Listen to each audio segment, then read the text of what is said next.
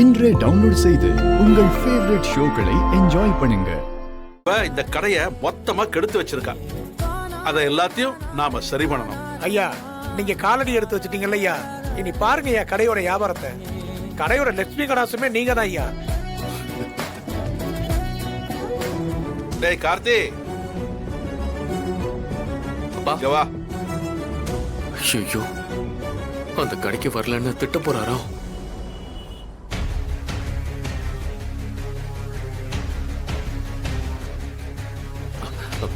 வாங்கப்பா. ஒரு சேர் எடுத்துட்டு வந்து இங்க போடுறா. எதுக்குப்பா? டேய் போடுறா, இங்க எடுத்துட்டு வந்து போடு. சரி சரிடா.